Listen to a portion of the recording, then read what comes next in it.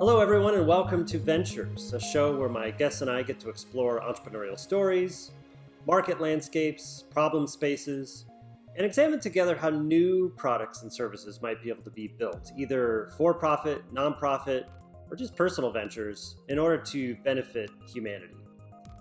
Today's episode, we're going to be talking specifically about the response that teams at the University of Washington in Seattle had to the COVID-19 pandemic. My guest Danica is the Director of Emergency Preparedness and Response at UW Medicine, and my guests Dimitri and Rob were part of a task force and innovation group that were responsible for working closely with surgeons and clinicians to come up with new innovation to help out those who had been afflicted with COVID-19. And we also talk about how you, listening in or watching in, can potentially collaborate with University of Washington to bring new products and services to life in the healthcare space, specifically related to the pandemic, but just in general, we're going to need a lot more innovation in healthcare and telehealth spaces specifically. So if you're watching this show, you can listen in anywhere that you get your podcasts. And if you're listening, you can watch this show by visiting wclittle.com. And there you'll see show notes and links to the different resources and topics that we talk about today.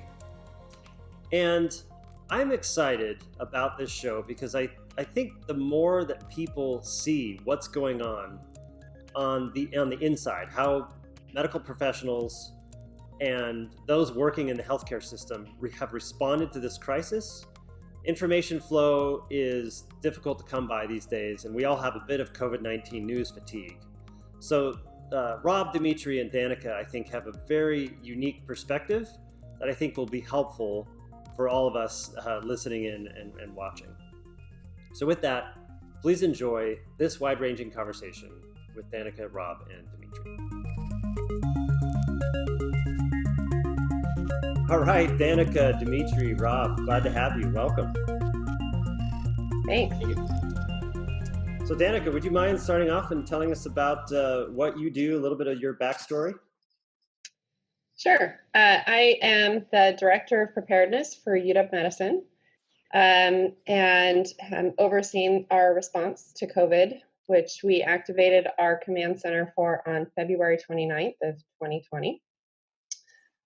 My backstory is that I started out in local public health in Snohomish County, Washington, working on bioterrorism grants, doing planning, training exercises for 5 different counties, all the hospitals, health departments, and tribal clinics in those counties.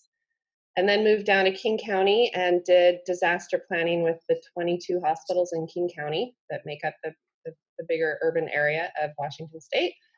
And from there, I finished my master's in health administration and moved over to UW Medical Center and was their emergency manager for the last 7 years. And in the middle of this response was promoted to the Director of Preparedness for the system. So now overseeing the 4 hospitals, School of Medicine, neighborhood clinics, airlift, and UW Physicians Group.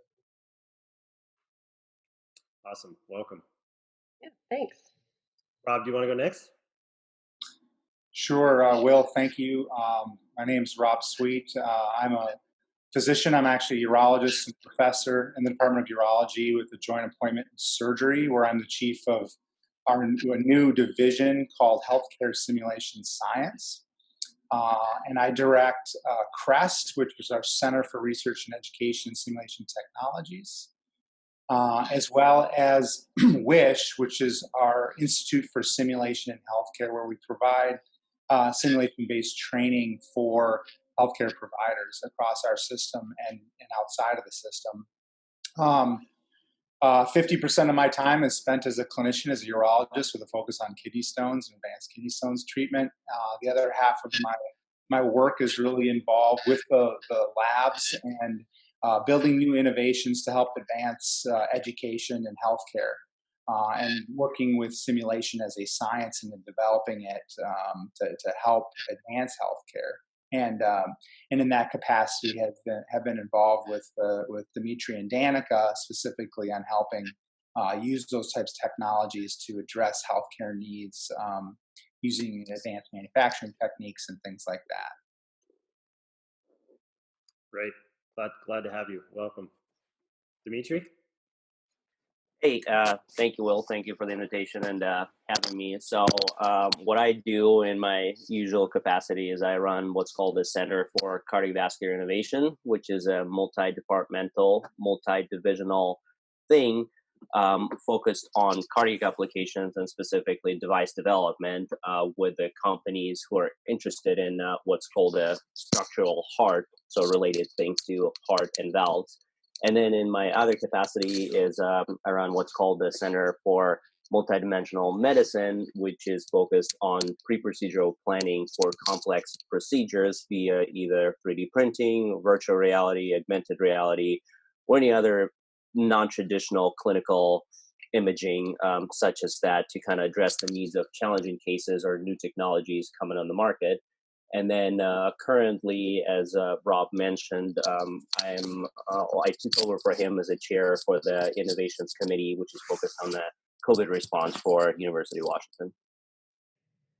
All right. So Danica, tell us a little bit more about the beginning. Like what happened and how did you and your team respond? How were you thinking about it at that time? This was February of this year? February 29th. I got the call February 28th to say, hey, we want you to run this for the system. Will you set up a command center structure for the whole system that can support at least all the 4 hospitals in the clinic network? And we did that starting, I walked into work the 29th. I think it was either a Saturday or Sunday. I can't remember. I'd have to look at a calendar.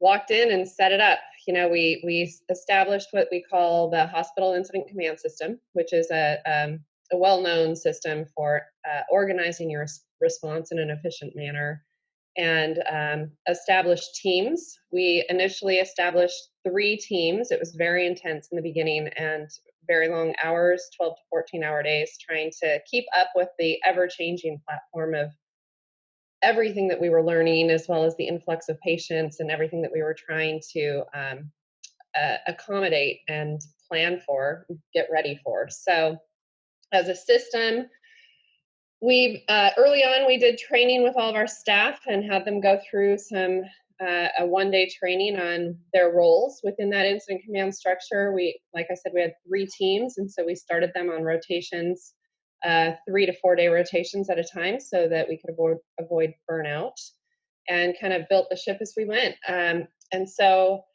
we did some significant, in the beginning, it was a very significant focus on surge capacity planning. And, you know, some people think that's just, you know, put patients wherever you can, but it takes a lot of thoughtful planning to make that happen in a careful way. So we had to not only recognize where we would put people, which we already had plans for, but we needed to equip those areas. We needed additional supplies. We needed staff to be cross-trained in areas that they didn't normally work. So one of the first things that we did as a system was canceled elective surgeries to accommodate this influx of patients that we were anticipating. And in doing that, we freed up a significant portion of our surgery teams, but they also needed to be trained in how to do inpatient care. So we built all these training programs to cross-train staff on how to care for an inpatient rather than somebody in an OR in the middle of a procedure. So a lot of effort went into the procurement of supplies and equipment, the building out of additional negative air rooms, and training of staff across the system. That was really a lot of the first parts of it. The other part of it was personal protective equipment. You know, as people learned early on, it was hard to come by. Starting in January, every healthcare organization across the nation was put on an allocation of how much they could get. So we couldn't order anything more than the volume of what we normally would have, which doesn't really work when you have an increased volume of people who need full precautions to be cared for. And so this innovations team that you have here before you was absolutely brilliantly brought on by our Chief Medical Officer, Tim Dellett, and went to work in helping to fill that gap for PPE and other innovations that, we hadn't thought of yet that we might need. The other things that we did early on were the community was absolutely tremendously supportive and started bringing donations to our doorstep, which was in conflict with us trying to keep people out of the medical center who were not there to seek care. So we had a donation management team, which thankfully were part of a university who already has a well-established, we call them advancement, but a donation management team. And our advancement team took that on, and it did an amazing job with that. We established a place where people could drop off donations. They could get, recognized for insurance, or not insurance, taxes. They could get tax deductions. We had a warehouse set up to accommodate these. And I think over the course of the response, we opened donations in March, and they were open until the end of May. And we had like 1.9 million pieces of things that were donated to us: masks, hand sanitizer, gloves, all kinds of amazing things. So the community has been tremendously supportive. So that was another thing. And then the other piece that was very impactful, well, two other pieces: testing. Our lab did an amazing job of standing up the capacity to run the test internally and turn around the results very quickly, which proved to be essential for us in being able to rule people out. And that directly affected our ability to lower our burn rate on personal protective equipment. So if anybody who came in with COVID-like symptoms, we would have to treat them as if they were positive and do the full PPE to treat that patient. And we would have to do that until we got their results back on their test. So in some other labs, it was taking 2 or 3 days to get those results back, which is a significant portion of equipment that you're burning through, potentially unnecessarily, right? So our lab did a really amazing job of standing that up and dialing that in, refining their process, and getting their turnaround times way, way down. Today, our turnaround time internally is within, internally for inpatients, it's anywhere between like 6 and 13 hours, which is amazing. And for outpatients, we're usually within 24 hours turnaround time for results, which is great. And they've increased their capacity. So today, they can run, I think yesterday we ran 8,000 tests in a day, and we're up to the ability to run up to 10. So testing, really important for this event. There are certain limitations on supply chain for testing as well. Swab kits and the reagent that you need to run the test and things like that have been problematic throughout different points in this response. But we've been able to maintain our testing as well. And then the last point is reporting. Everybody wants to know, how many people have you tested? How many positive cases do you have? I mean, the reporting is super important, and it gives us the situational awareness that we need to know where we are in this event and where we are with this pandemic. The volume of data that is requested of healthcare on reporting is very significant and not often talked about. So we have to report daily to our state as well as to the federal government. And it takes, I have at least a half-time FTE dedicated to this 7 days a week. Even holidays, we have to report. There's no break on reporting. It's somewhere between 300 and 400 data points per report. So they want to know all about how many patients we have, how many are positive, how many negative air pressure rooms are we having to use, how many ventilators are in use, what's our staffing like, are we short on staffing, do we have staff who are out sick, what's our testing rate, what are our PPE volumes, and it's broken down by specific categories. You name it, they're asking the question. So we have a whole team of people working on that every day as well. And that is a lot of what drives our Emergency Operations Center to stay open, is that and anticipation of future events. So right now we're very focused on how to combine in anticipation of increased COVID cases with the fall flu coming along, and how do we decrease admissions for flu, get flu vaccinations out there and promote those heavily to help reduce flu admissions, as well as planning for potential vaccine, which we're very hopeful for, but we also want to make sure that we're leaning in and doing some forward planning on being able to deliver on that when that becomes available as well. So in a nutshell, that's kind of the spectrum of where we've been. That's really helpful. Yeah, thank you. With regard to information flow, so first of all, with regard to reporting, so to be clear, you're sending information into what department at the state and at the federal level? Right now, it's to the State Department of Health, and that hasn't changed. Originally, it was to the CDC, and now it's to Health and Human Services. We've heard rumors that it's going to flip back to CDC. I don't know, but there's two different portals, and we got that news maybe a month ago.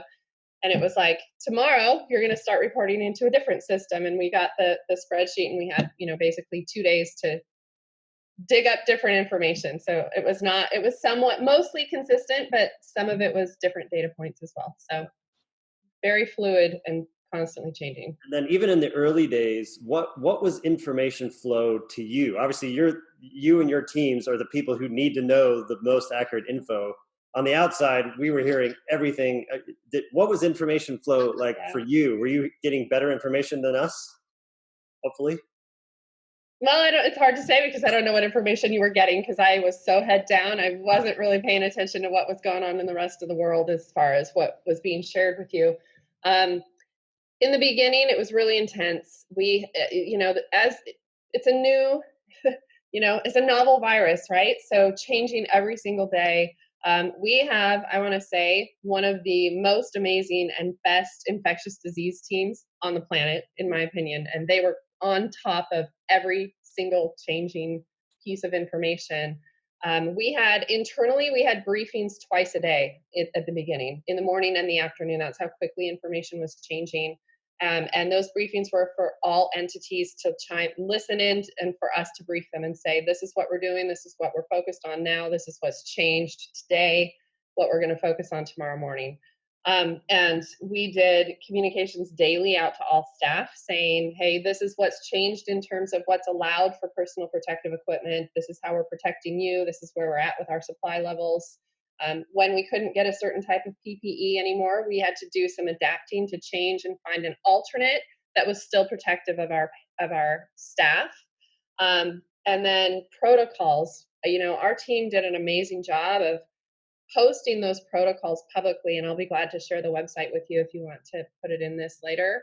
But we publicly posted all of the protocols that we came up with in terms of, procedures for patients, PPE that you needed to wear, policies for staff. If you were out sick, what would we do with staff? All of those things that we learned because the west side of the state the west side of the nation was the first to get hit with this virus, right? So we were publishing things, and we had counterparts from across the whole nation calling us and saying, how did you do this? What are you doing for that? As they're trying to build their plans before it hit their community. So constantly changing, and we kept that website updated as often as possible. So we had two versions, the public version and the internal version, but the documents were always the same on either side. Yeah. So Rob, at some point, it sounds like you were recruited into this and helping out. What was that like? What were you recruited to do, and kind of what have you been up to the last handful of months here with all the teams? Yeah, well, as Danica said, early on, elective surgeries were slowing down. Now, as a kidney stone surgeon, I still had to take care of kidney stones. They didn't all of a sudden stop happening because COVID came along, but certainly it did slow down my practice, and we weren't seeing things in clinic. Patients weren't coming to clinic, and we didn't have our telehealth capabilities early on.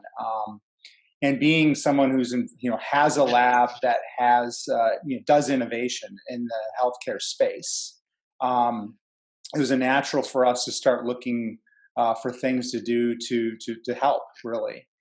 And Tim Dellett and I sat down and discussed what we have meetings every month or so, and what can be done. And there were a lot of efforts going on across campus around innovations for COVID. And the idea came forth, let's galvanize this group together to kind of come together and use their resources and focus on specific problems that we can address. And it was a very practical mission, which was nice. It wasn't, okay, in 15 years, we're going to develop this thing that might go to market. It's, okay, we need something and we need it now.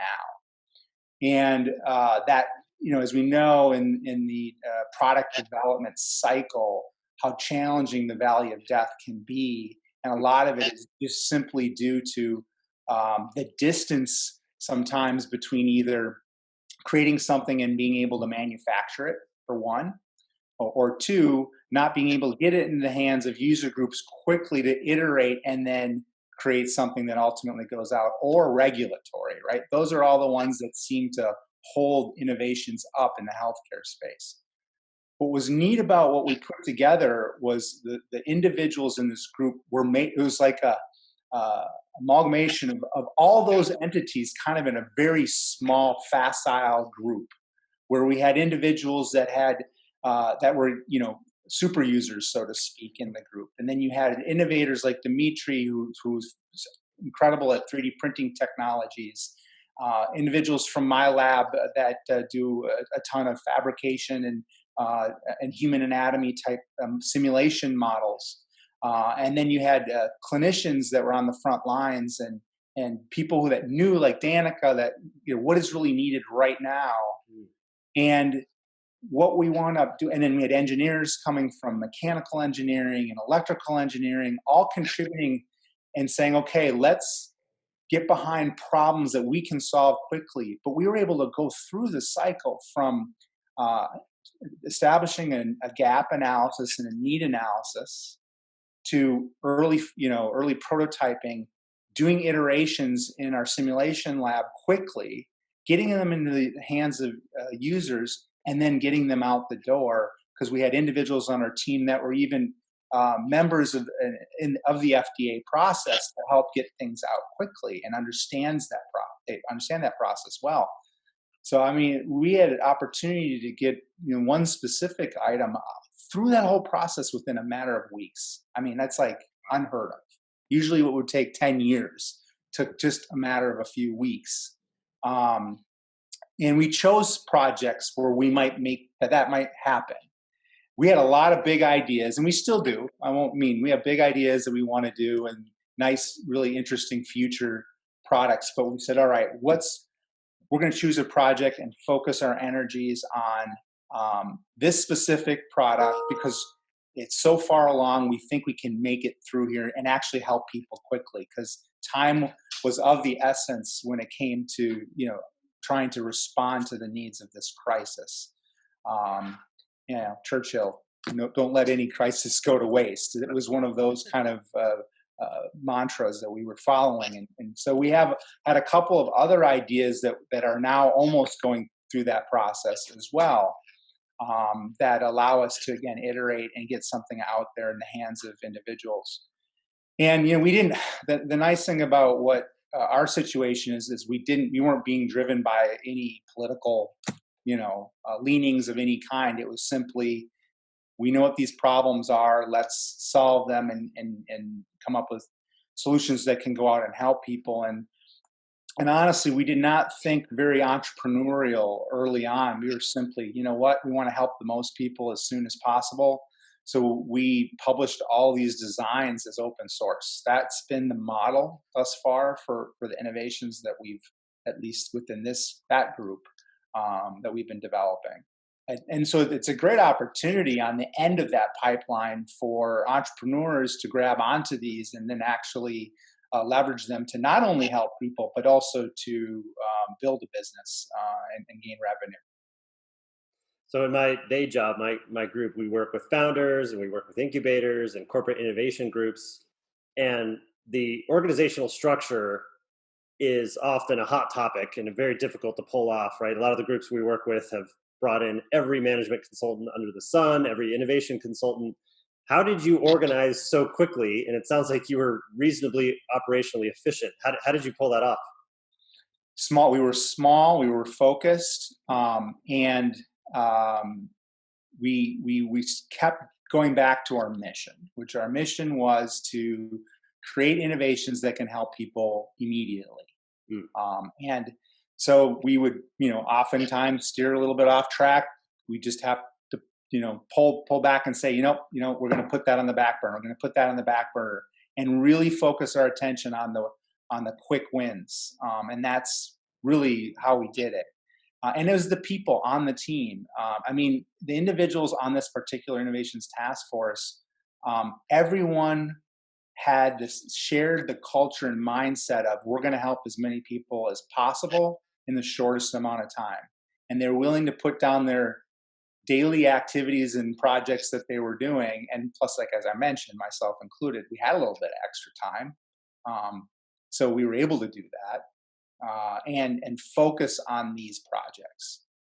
And so it really was a combined effort. If we wouldn't have come together, there's no way that any of these things would have happened. They'd still be in development phase in 6 different labs. And we'd all be working on different things that were probably competing with each other. We're really hoping, I think, to continue this because University of Washington, as you know, as a product of it, is such a rich and brilliant environment. But yet the way it is set up and structured, we're siloed.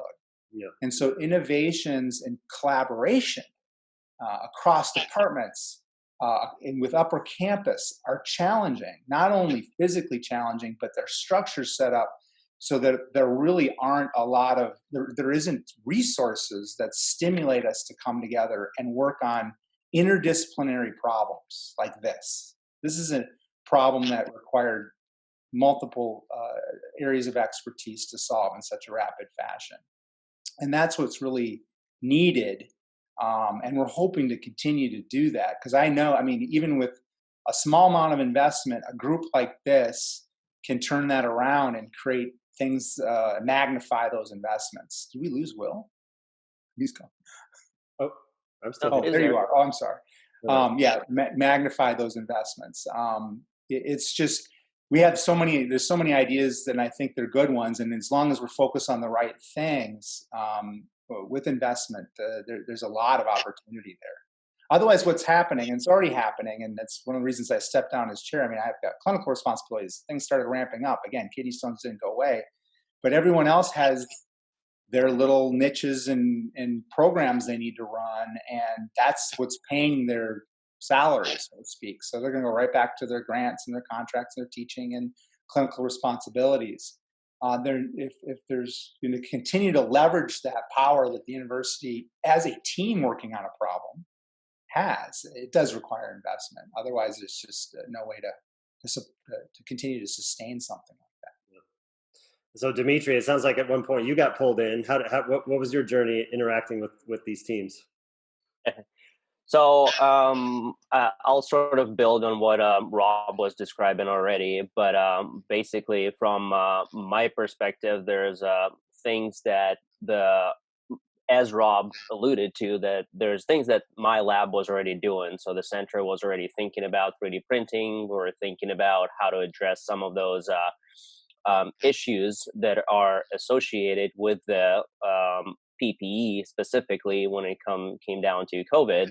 So it was nice to be able to bring all the people together. So we kind of put all of those particular projects that we were working on individually and try to combine everything into one avenue. So Rob reached out to me and said, hey, we're thinking about this, and I think it would be nice to bring everyone together to the same table and kind of participate in those.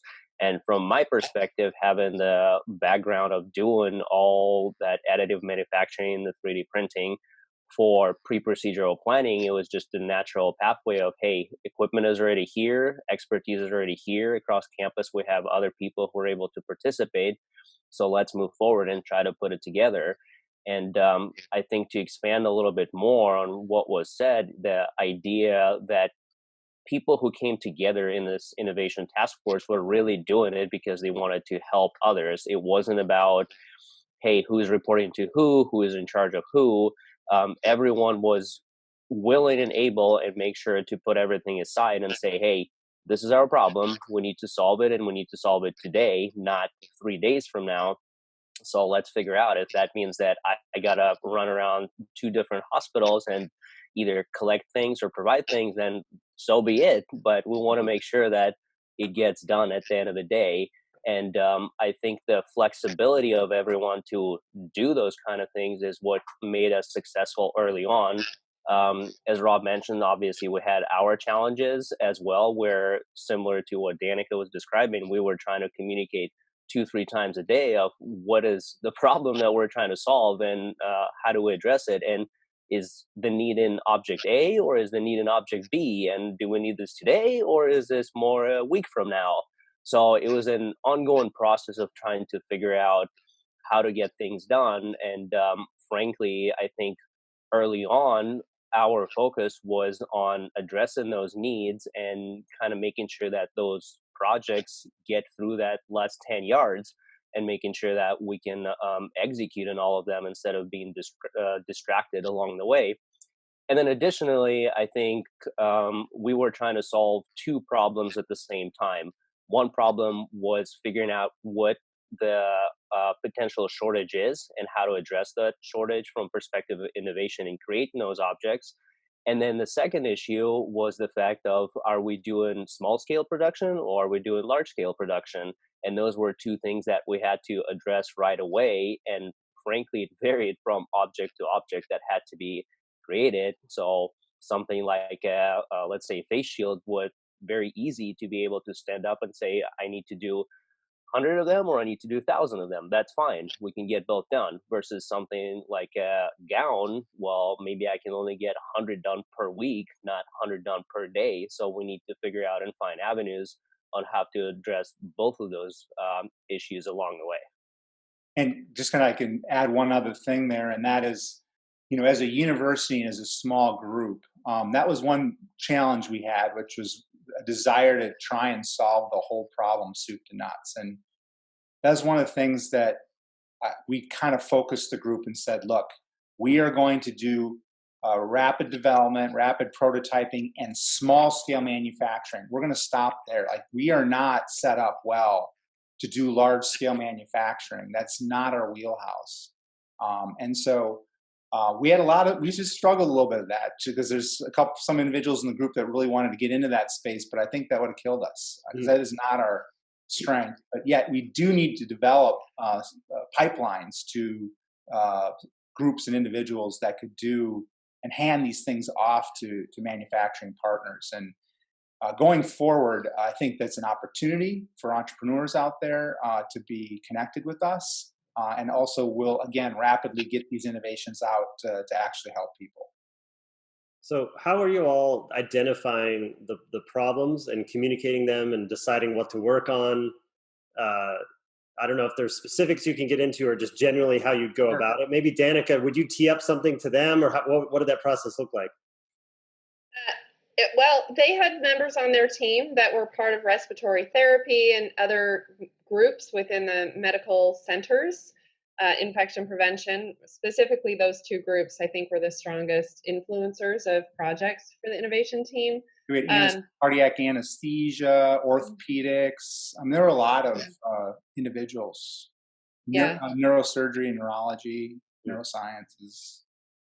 So my understanding is these individuals would bring things to the team, and then I, on the back end, would collaborate with our supply chain and look at our dashboards of how much we had days on hand, and figure out, do we still have some in the supply pipeline or not? And that would help prioritize projects.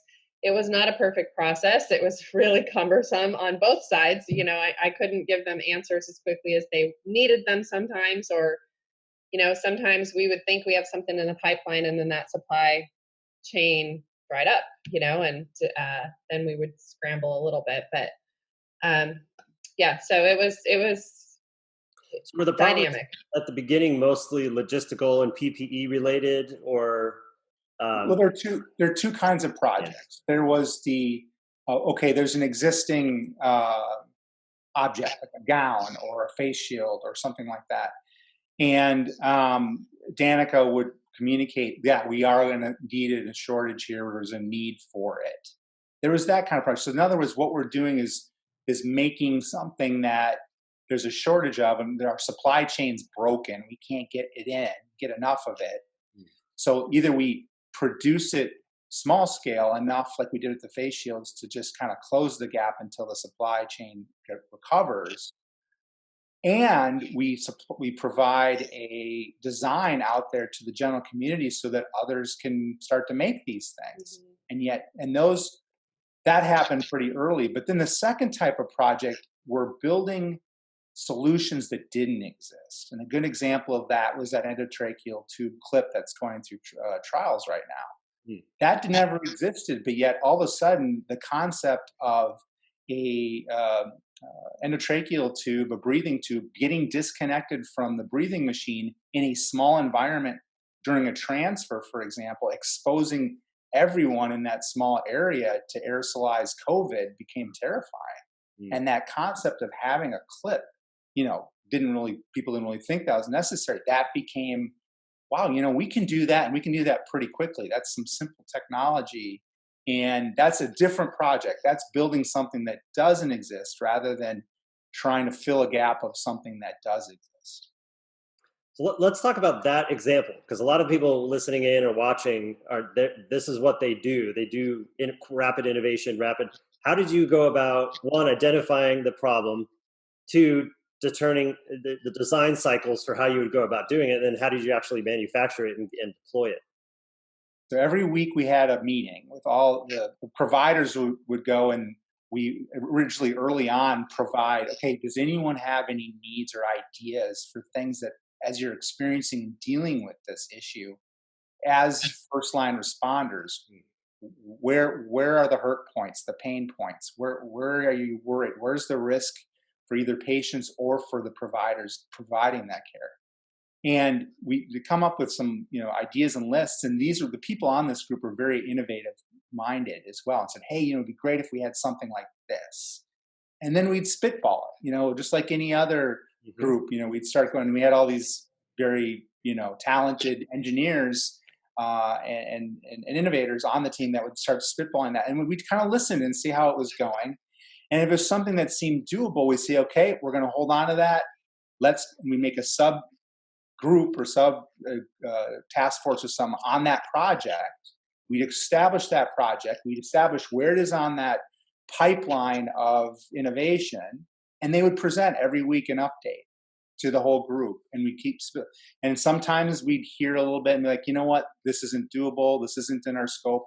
And we were just very honest and say, you know what, we're gonna drop that off. You guys go off. You certainly are welcome to continue this project, but it's not going to be an innovations project because it's just, we're looking at a 10-year timeline here, and it's just not gonna. It doesn't apply to what we're doing in our mission specifically.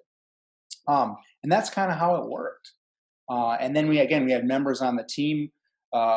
Once we had a couple of rapid prototypes of a device, we would set up a quick training and as well as a research protocol, and we'd be able to bring it over to our simulation lab and bring our providers right in between patients or whatever in really quickly, test them, compare them to things that exist, give feedback, iterate again, bring it back to the simulation lab where they'd come and again test it. Hey, now we got something that's good. And then we had a member of our team who could then present it to the FDA. Well, once we had all the design and documentation put together that some of our team members did, and then pushed it out the door. And we have projects throughout any of those, specific milestones right now as we sit here. So this essentially became the hub. So all across the University of Washington campus, people knew that innovation related to what was going on with the pandemic came through. Is that essentially what happened? Well, that's what we wanted. I mean, to say that every innovation came through us would not be accurate. I think across UW Medicine, yes, I think that's accurate. They were very aware of the innovation team across UW Medicine. Campus was not as plugged into our response, and they kind of ran parallel. So they would get our updates, they'd sit on our briefings, and they knew about the innovation team, but I don't think that upper campus was as plugged into this team other than individual departments that were engaged in the process. You guys can correct me if I'm wrong, but that was my opinion. Well, there's awareness, for example, computer science and the engineering departments, the art departments, those chairs, those leaders, they knew Yeah. because they had faculty members and resources being allocated to helping us. But that doesn't mean to say that, I mean, there's a lot of innovation in the biotech space. Like that didn't come across our, in our purview. I mean, we weren't doing that type of work. And there's a lot of, very innovative labs doing testing equipment and other things like that didn't come through us. Cool. So in addition to that, Will, to kind of answer your question, I think of how we were able to get those projects across the line and get them done is the idea that the team members who are participating in this innovations committee, they're not all engineers and they're not all physicians. They come from different walks of life, and there's real power that's associated with that. As we talked about earlier, there's a lot of talent on campus and across the board, but sometimes that talent is very siloed.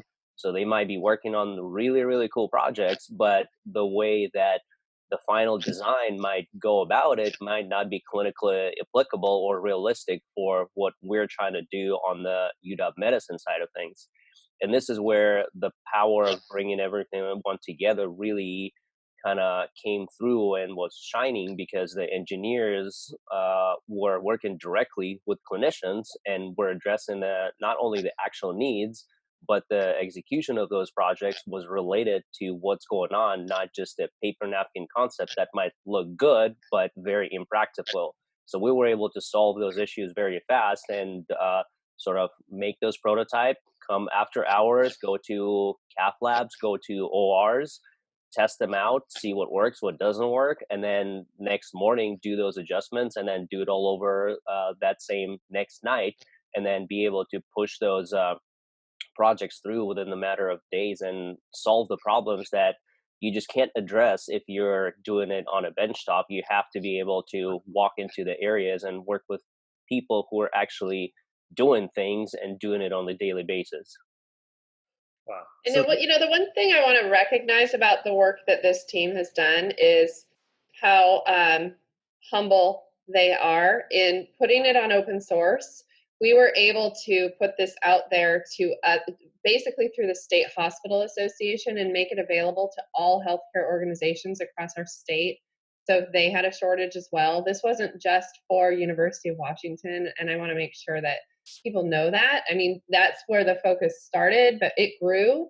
And we know there was a need for many other healthcare and EMS organizations out there who were running low on PPE, and they were able to put this out there open source so people could pull it down and get their own things manufactured using that same, I guess, recipe for, that was FDA approved and would appropriately protect their staff. So I really want to commend you and give credit where credit is due, but these teams worked tirelessly and very willingly shared it with everybody who might need access to that resource. Thanks, Danica. I just want to say along those lines, it was disheartening actually for many of the team members. We had a pretty strong relationship with Cornell in New York,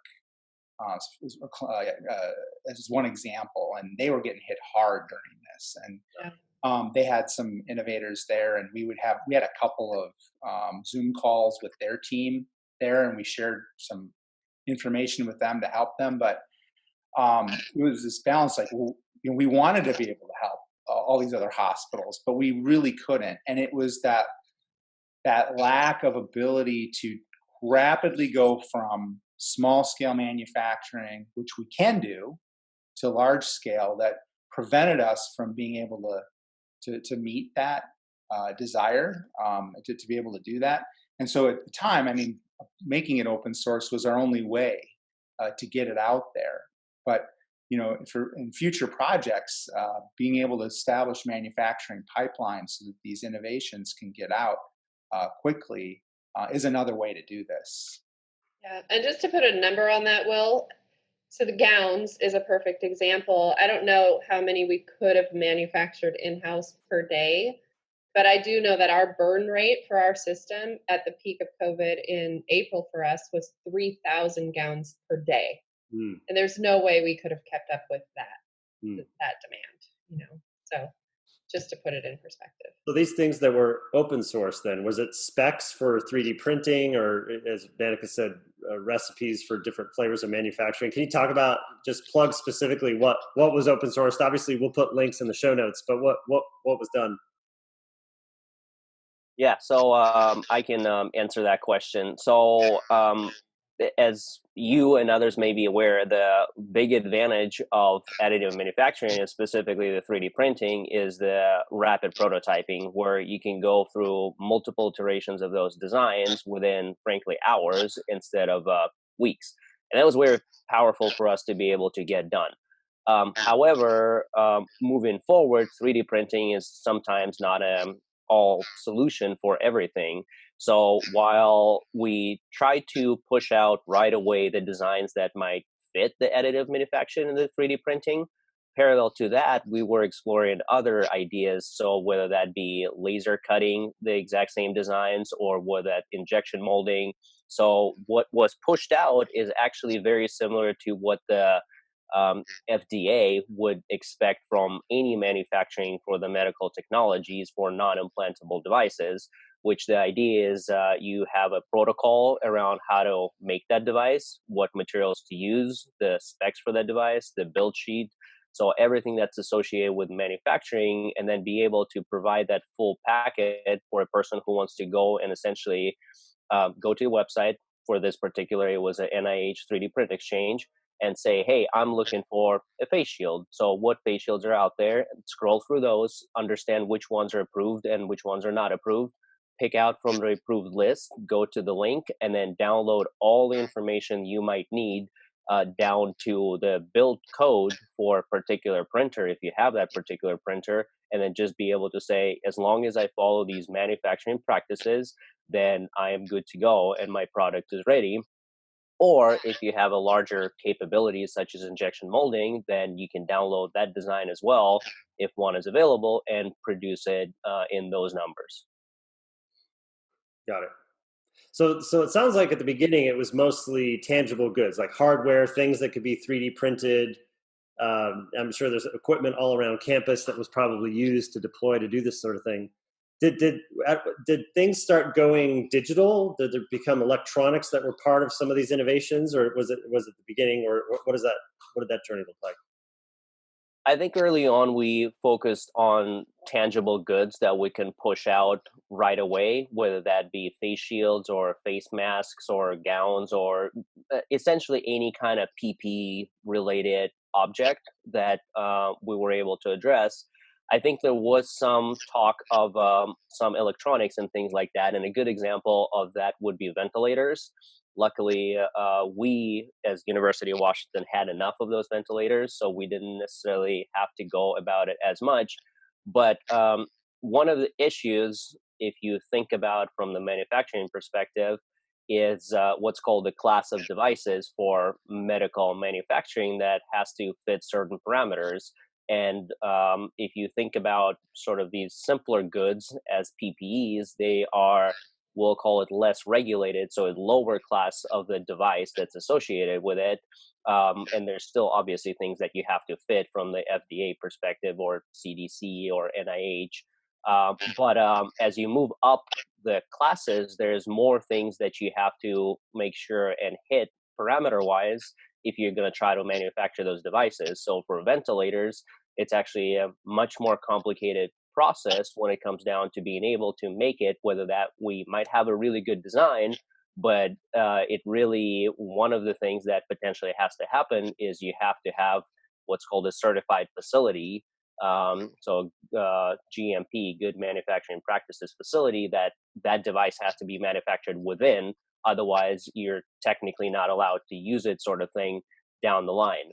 So I think there's certain things from the electronics or more complicated goods perspective that we thought about, and we try to think about how best to fit within those parameters. But at the end of the day, these projects are a bit more long term.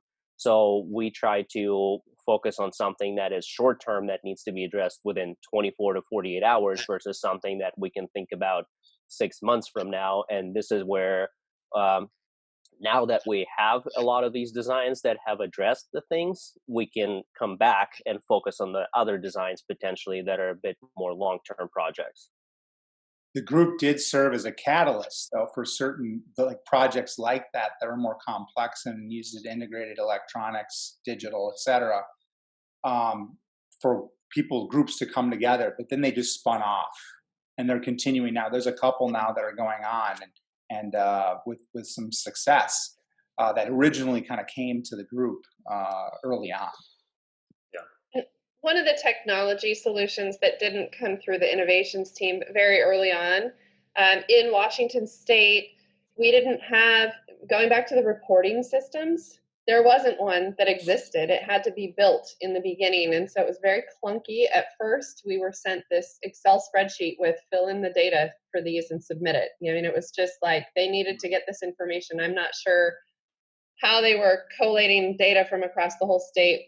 But a partnership was struck with Microsoft very early in March, and they built what is called WA Health, which is the state reporting platform for Washington State. And so on a technology side, that was one big project that happened pretty quickly because it was needed. And I'm not sure what the platforms at the federal level for either teletracker, which is what we use for Health and Human Services, or the one for CDC is called NHSN. Don't ask me what that acronym stands for. I couldn't tell you off the top of my head. I'm not sure where their platforms came from, but from a technology side, those were two very, very early necessary pieces that needed to get put into place. The other one that's going on right now is Harborview, which is the level 1 trauma center here and part of our system, serves as what's called the Disaster Medical Control Center for King County, as well as for Washington State. And in that role, if there's a mass casualty event anywhere in the state, they are the ones who facilitate where those patients go. So they coordinate with all the hospitals to say who has open beds and what kind of patient can you take, and they facilitate that with EMS at the scene. So they have built something similar, what they call the Regional COVID Coordination Center. First outbreaks early on in this event really were coming from nursing homes, and those people needed to get placed in hospitals that had the right level of care for their acuity of their patient. But we didn't want any one hospital that happened to be the one closest to that nursing home to get all of the patients. So we stood up this Regional Coordination Center, we call it the RC3, the COVID Coordination Center, where that nursing home could call Harborview and say, I have 15 patients that are positive, we need to move them out, and then they would get placed across the whole region.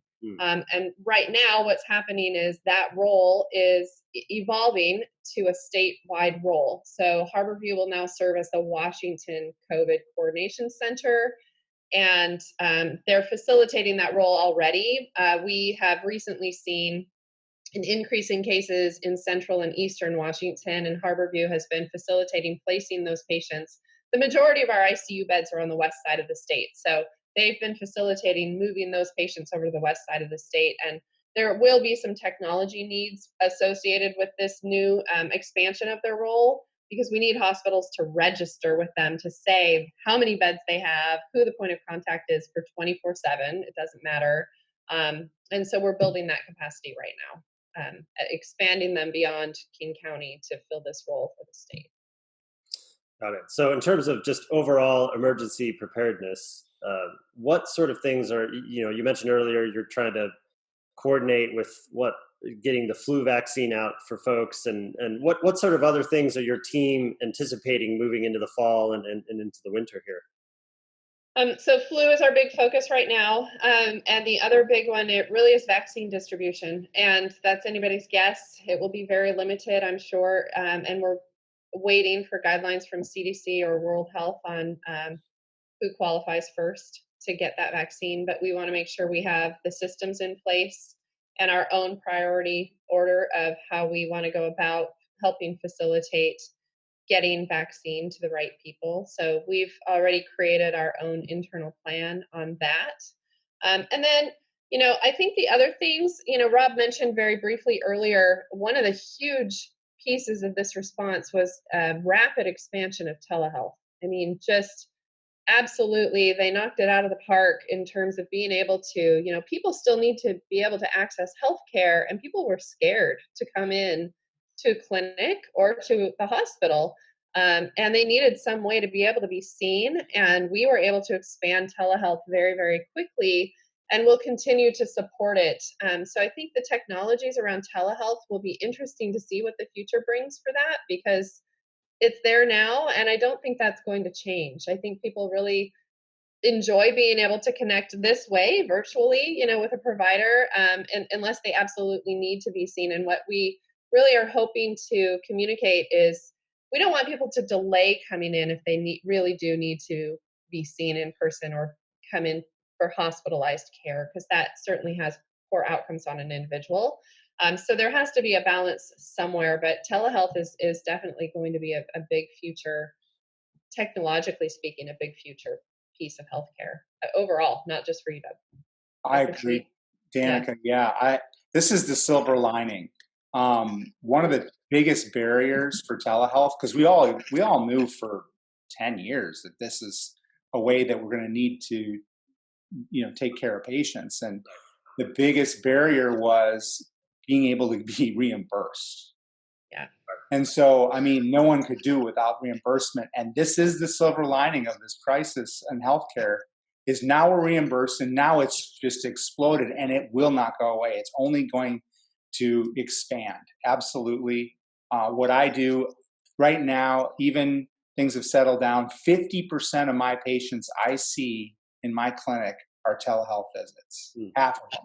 Yeah. And any opportunity we can do to make that greater is good. And as Danica mentioned, they need to be seen. They need to be evaluated. Really, what it is: do they need a physical exam or laboratory studies and things like that?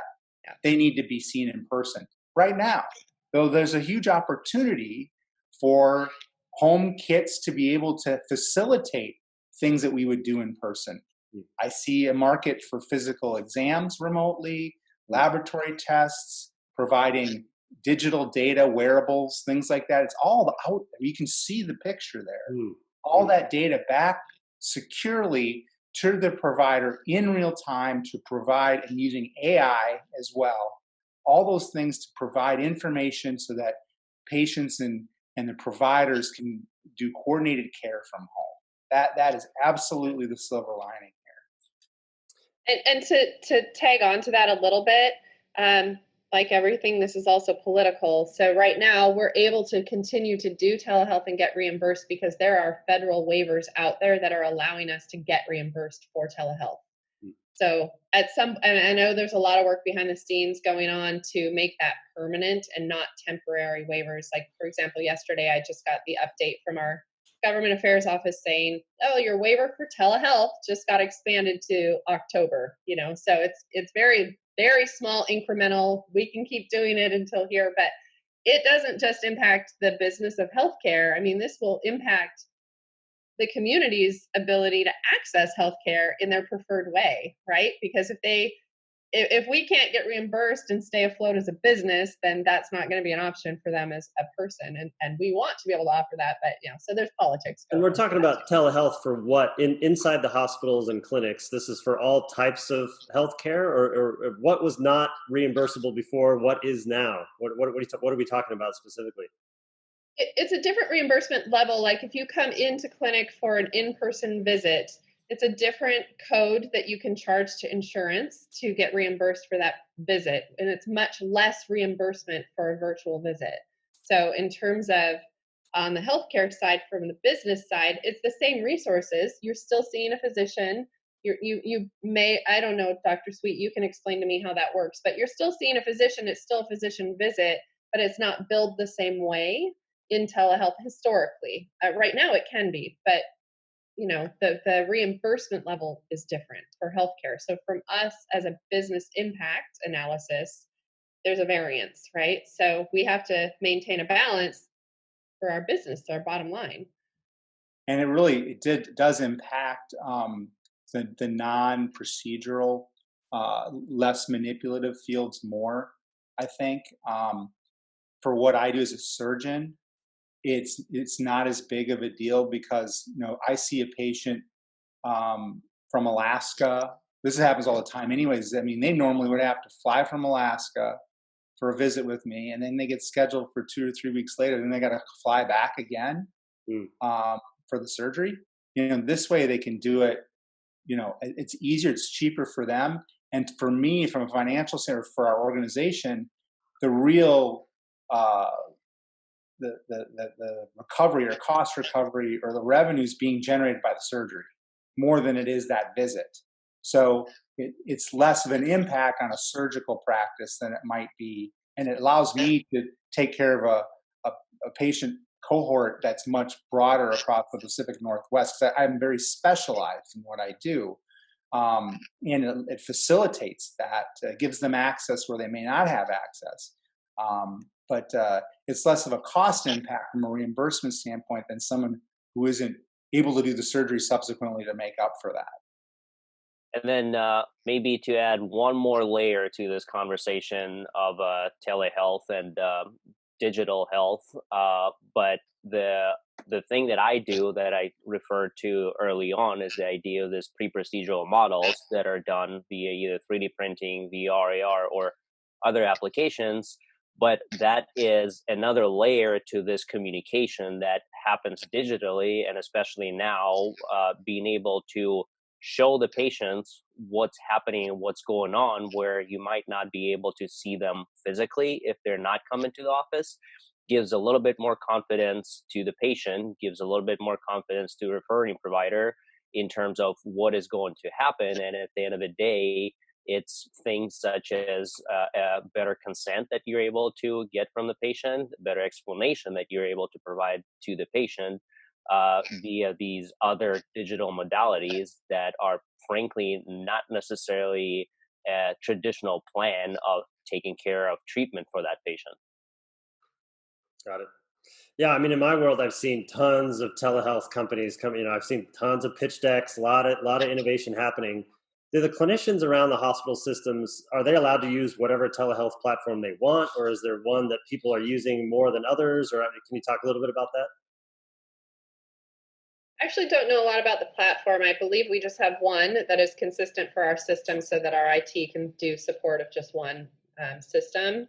But there is quite a lot of work that goes into privileging somebody to become a telehealth provider. And we had to do that in rapid fashion early on in the event to transition those clinicians that primarily see people in clinic to be privileged to be able to see them on telemedicine instead. Got it. I can speak to that aspect of things just a little bit slightly from a different perspective. So for me in the cardiovascular field, one of the things that we often do are what's called the broadcasting or remote teaching for some of the applications within the OR and cath labs. And within the equipment that is currently available, there's certainly a lot more of those things, just as you referenced to the telehealth decks that are coming on market. But from perspective of the hospital, any of that equipment has to be approved and go through the proper phases, whether that be biomedical engineering or IT, in order to be able to do all the checkoffs when it comes down to the patient data that might be translated via those particular systems. So I'd imagine that the future of telehealth is going to be something along the lines of either an MA or a PA with, if a human-to-human interaction is needed.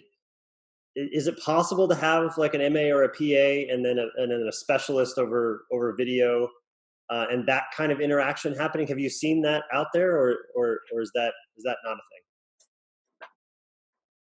thing? I want me to speak to. I mean, right now, what happens is, our MAs connect early on to gather basic information, again, through telehealth. And then either our PA or myself, and interestingly, we've been even to be able to maintain our teaching mission, we've had virtual sub-interns from New York and Boston come and join the visit with the patient, with me, and talking and interacting with the patient. And they're participating in that patient's care, which has been different. I think the future, though, again, going back to this, because I think there's a huge, brand new, field of opportunity, is in expanding what we can do virtually. And the biggest gaps are, again, on that physical exam. That is a whole, we can't right now do much on the physical exam other than maybe some vitals remotely. I'm just looking at them. Okay, they're breathing. Okay, their chest is rising. It looks like they're able to speak, and I can get them up and have them walk, and things like that. But much beyond that, being able to extend that capability is an opportunity for innovations and for entrepreneurs out there. So I'd like to talk a little bit about the science. I was casually monitoring PubMed over the course of this year and seeing some pretty scary data come out of neurology, nephrology, cardiology. Even yesterday, I was reading an article about some not so great things happening to myocytes. Maybe if you could talk about in nephrology or in cardiology, what are you seeing from a science perspective? What should the public be aware of, not aware of, and kind of how are you responding to that? Yeah, I'm not sure we're the right group to respond to that, honestly. In urology and surgical, we really haven't seen much of a direct impact on what we're specifically seeing. But I think the right groups to ask that question are really going to be in the critical care and infectious disease. Certainly cardiology. Dimitri is not a clinician, but maybe you can comment on what your colleagues are saying. Yeah, so I don't know if I really want to go into too detailed of a science of things. So I think I'll just sort of skim it a little bit over the top based on some of, like you said, the papers that are out there and things like that. But there is certainly an effect that we're seeing from what's going on the cardiac patients, and what is the long-term effect. I don't think it's quite clear yet at this point in time. I think that's still something that's being researched.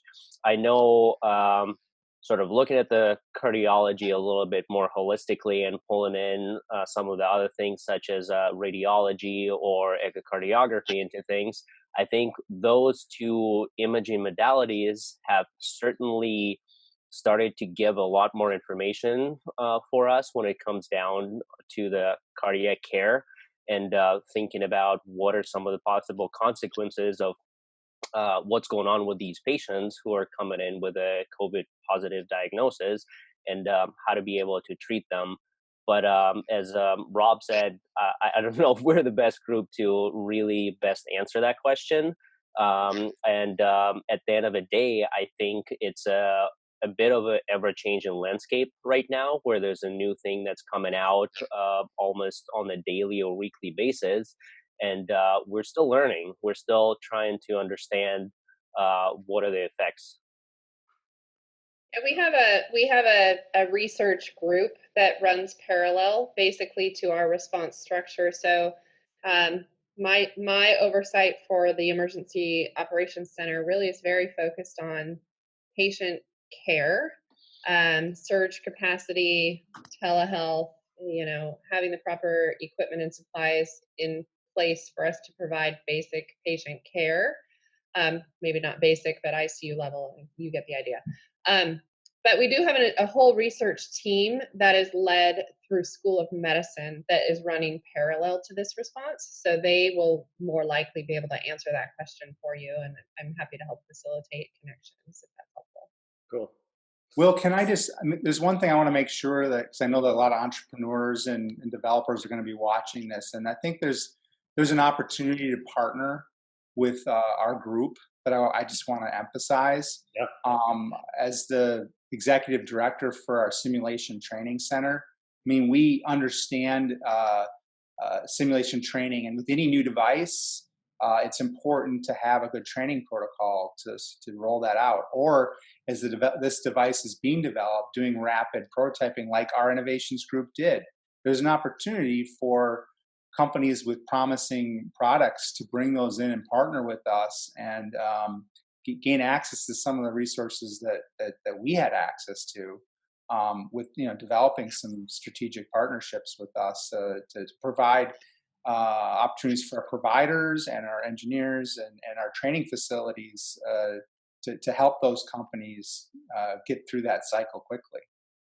That's amazing. Yeah, I mean, talk a little bit about simulation training. What types of simulations are available, and for people that are thinking about potential collaborations, like what are the opportunities there?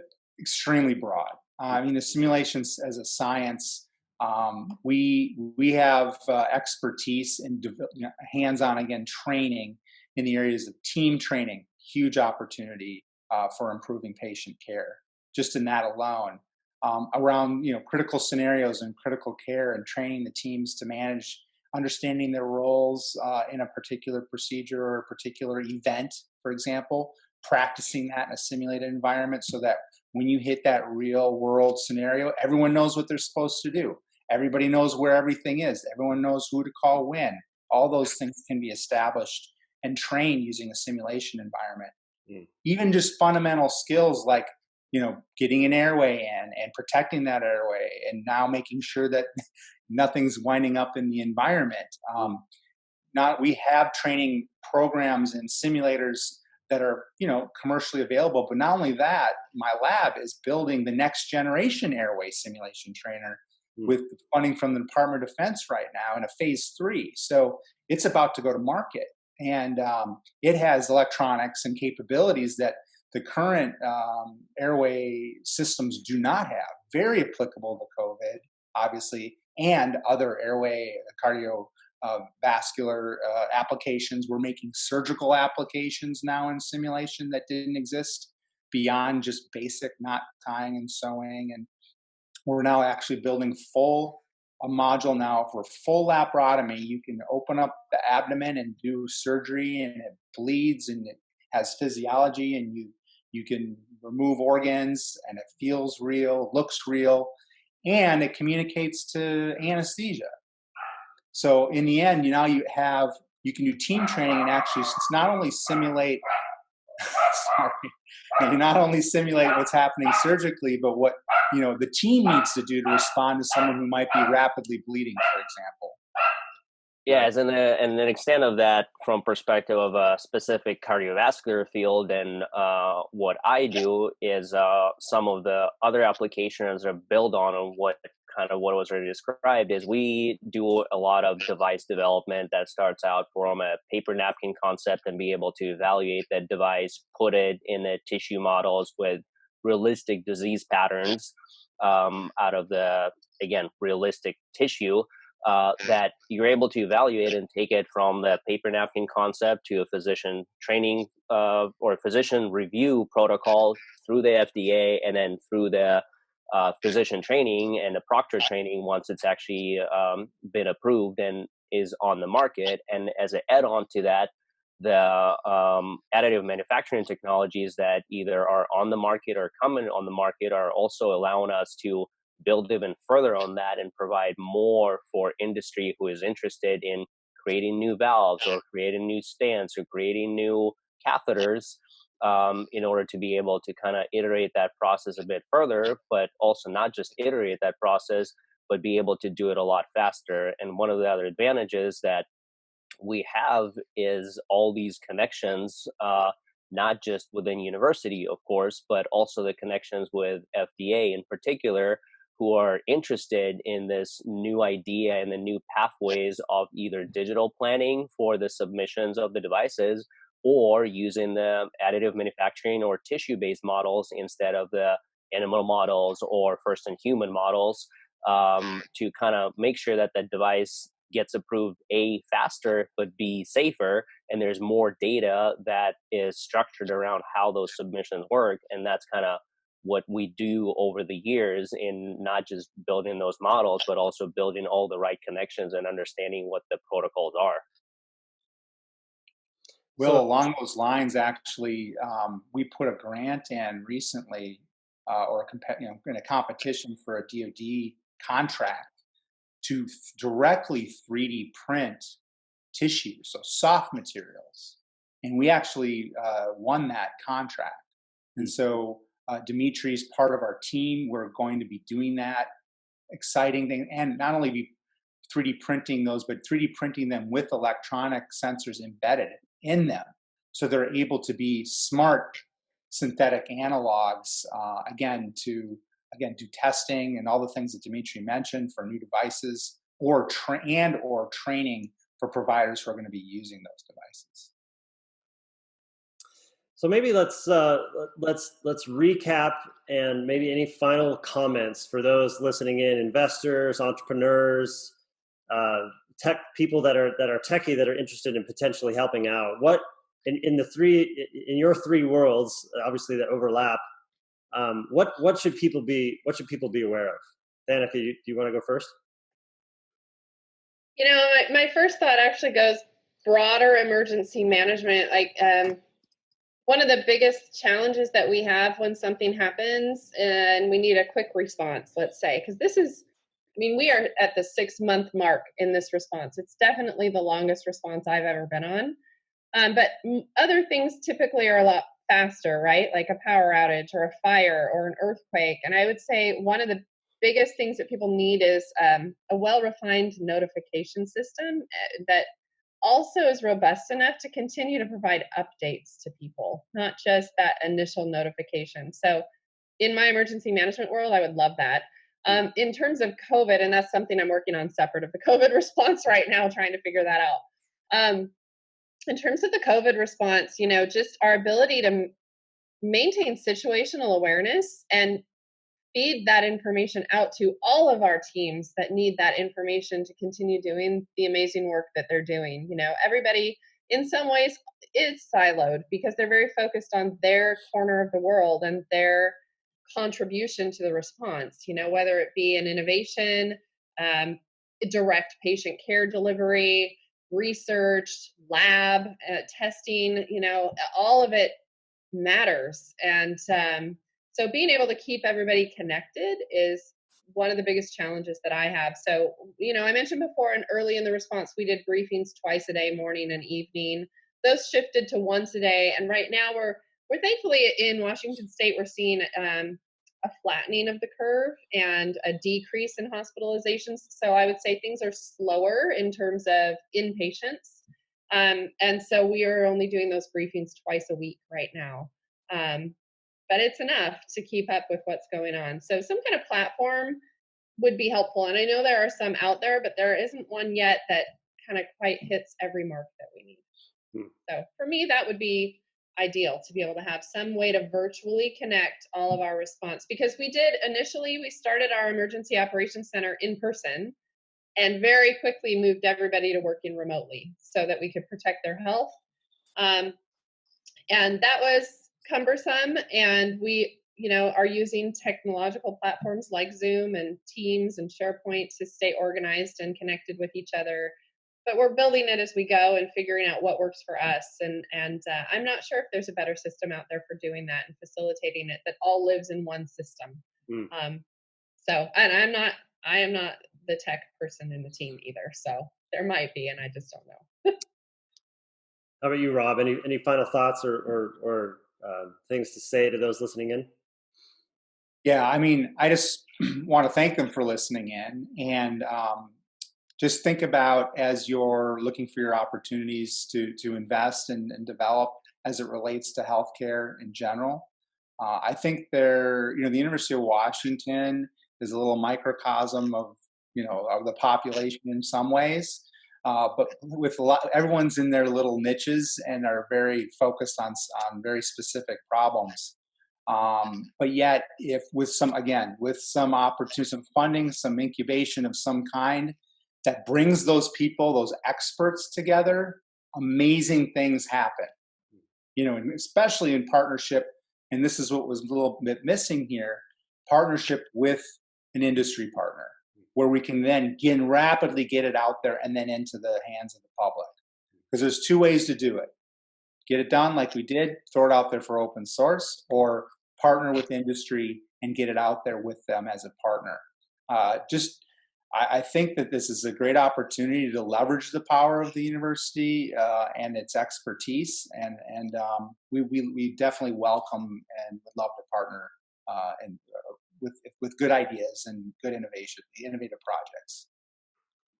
How about you, Dimitri? I think there are a lot of opportunities for innovation. And what I mean by that is I think there's a lot of things that we've already done, but there's a lot of other opportunities that are already out there and just need to be built upon. And that, as mentioned, requires um, good collaborations and good partnerships within outside of the university as well as within inside of the university. So connections with either people who have ideas or connections with either people that have equipment or finances are all critical points in order to be able to move those ideas from the lab environment to a tested environment and then over to the clinical environment. So for me, I think the priority number one is to take care of our patients and to make sure that they get the best care that we can offer. And part of that is the digital planning, and part of that is the physical training and teaching, and the other part of it is the innovation for the new technologies that make things smaller, safer, and smarter. And I think those are sort of the avenues that we try to hit along the way, and take that innovation that traditionally happens maybe on the in the silos and outside of the medicine, and be able to bring it into medicine faster. As everyone I'm sure is aware, medicine is very slow for innovation and very slow to pick up some of those things. So to be able to expedite that and have that community that allows to do those things is sort of important and critical. And I think there's a lot of people who are interested in bringing their ideas to light and bringing them into the clinical environment. And we are certainly in a position to be able to help with that. All right. Well, I will make sure to put contact information for the three of you into the show notes so people can get a hold of you. Really appreciate your time. Thank you very much. I've learned a ton in this conversation, and I'm sure others will as well. So thank you very much. Thank you, Will. Thank you. Thanks, Will. All right, a couple quick things before you go. Number one, I have a general newsletter where I write about health science, emerging technology, software development, startups, and a variety of different topics that we talk about on this show. So you can visit wclittle.com and hit the subscribe button, or you can actually subscribe to specific topics that you care about most. Number two, I have a portfolio company with my partners and I at Proto Ventures called Startup Rocket. If you visit startuprocket.com, there, if you are spinning up a new venture, you can receive customized coaching for your business model and the vertical that you're tackling. And it's a place for you and your teammates and your advisors and your investors to be all on the same page to make sure that you're not missing anything as you go about the important entrepreneurial work that you're about to get yourself into, or that you have been into for quite some time. So thanks for watching. Thanks for listening. If you're watching, you can listen anywhere that you get your podcasts. And if you're listening, you can visit wclittle.com to view the episodes and check out the show notes for following up in more detail for any of the topics that we talked about. And if you wouldn't mind leaving a review anywhere that you watch or listen to this show, that would be super helpful, help get the word out, and helps other people consume and interact with this content. Thank you.